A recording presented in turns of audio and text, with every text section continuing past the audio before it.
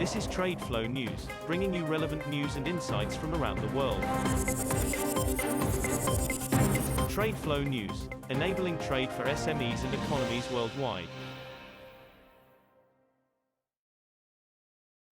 These are some of the key topics that we will be looking into in today's program.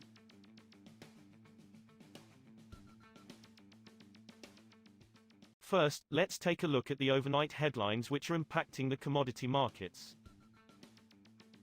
Benchmark oil prices climbed to their highest level since 2014 on Tuesday as possible supply disruption after attacks in the Mideast Gulf added to an already tight supply outlook. Brent crude futures rose 88 cents, or 1%, to $87.36 a barrel by 11:54 GMT, while U.S. West Texas Intermediate, WTI, crude futures jumped $1.23, or 1.5%, to $85.05 a barrel. Trade on Monday was subdued as it was a U.S. public holiday. Both benchmarks touched their highest levels since October 2014 earlier in Tuesday's session. Supply concerns have risen this week after Yemen's Houthi group attacked the United Arab Emirates, escalating hostilities between the Iran-aligned group and a Saudi Arabian-led coalition. Portfolio managers purchased oil last week at the fastest rate for 14 months amid growing confidence that the latest wave of coronavirus infections will not have a significant effect on international aviation and oil consumption. Hedge funds and other money managers purchased the equivalent of 83 million barrels in the six most important petroleum-linked futures and options contracts in the week to January 11. Fund managers have purchased a total of 184 million barrels over the four most recent weeks as bullish sentiment returned after selling 327 million barrels in the 10 previous weeks. Moving on to the top news in the energy sector. U.S. refiners and biofuel companies are likely to reach less than half the renewable diesel production projected by the U.S. government for 2025 due to policy and feedstock constraints, according to a study released Tuesday from consultancy Cerulogii. Numerous petroleum refiners across North America are planning to convert facilities to process waste and vegetable oils into renewable fuels, a small but growing market backed by government incentives.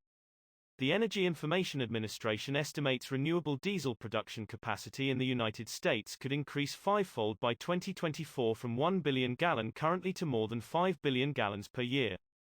Industry association Euromoto has asked EU policymakers to allow member states to support domestic producers of aluminium, zinc and silicon with state aid to ensure supplies of the metals crucial for the transition to low-carbon energy.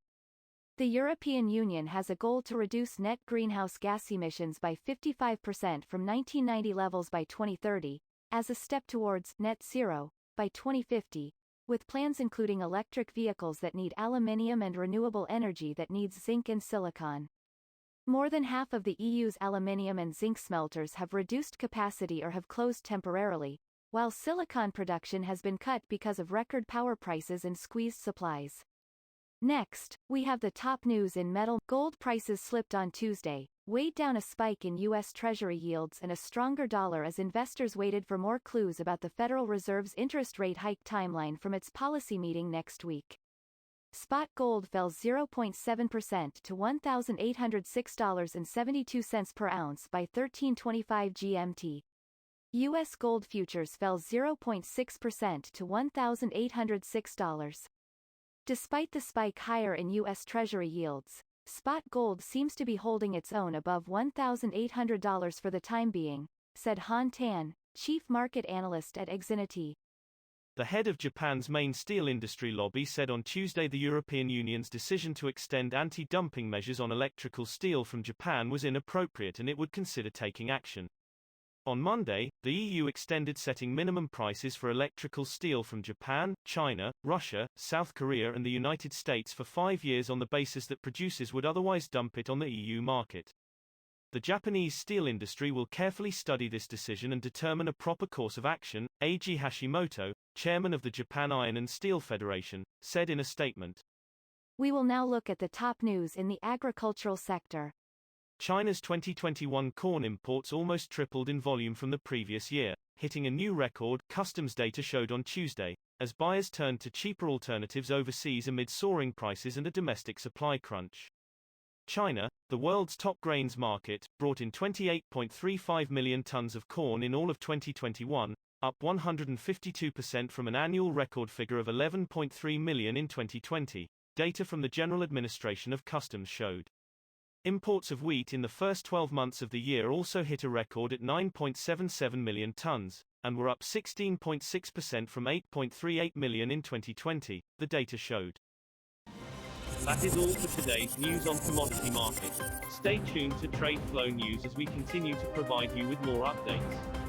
We also invite you to follow us on Twitter at TradeFlow News, which allows you to watch our program on your mobile device or desktop to receive information from there.